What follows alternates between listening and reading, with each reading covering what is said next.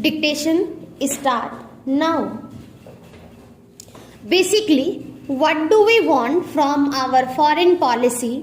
What is the ideal we pursue? Is that ideal diverged from the practical interest of the country?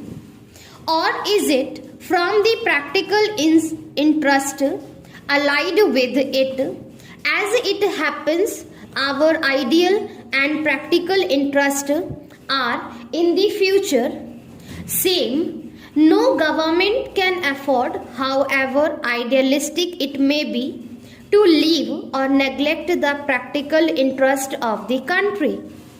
We have believed that freedom is indivisible, that peace is indivisible, that economic prosperity is indivisible, and these are the fundamentals on which our foreign policy is based. We have stood for the freedom of all countries.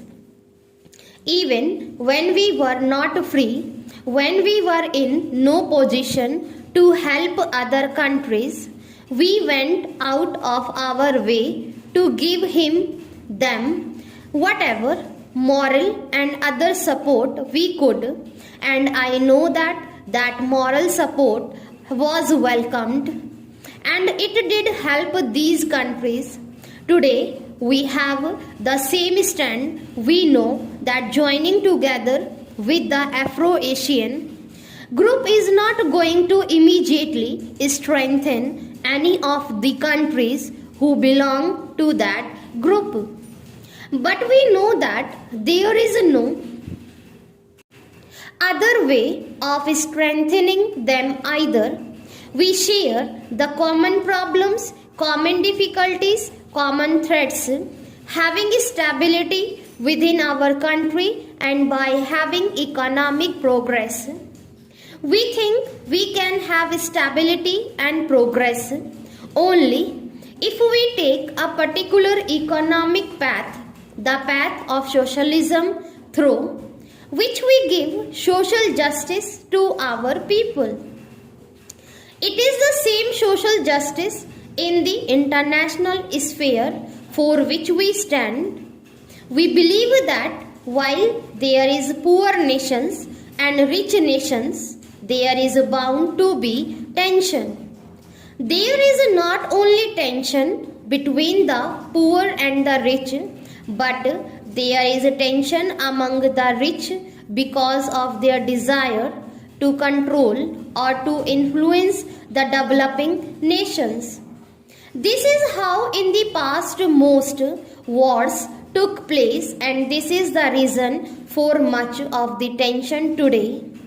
Yet you find that in spite of this tension, again and again countries try to follow the path which we have advocated, namely the path of conciliation and of trying to solve problems by means of negotiation rather than by war. In my Independence Day speech, I spoke about two recent events. No two countries could have fought more bitterly than the Soviet Union and Germany. Now foreign policy has to be based on historical and geographical background. That is, we see the world from where we are, other countries see the world from where they are. So we cannot possibly see it from exactly the same angle. We have certain countries for our neighbors, so it is important that relationship we have with our neighboring countries. If we are a long way from other countries, we can look at them from different angles. We also find that in the making of the foreign policy of any country, and perhaps especially of India, there are so certain intangible elements which are just as important or decisive in forming our point of view.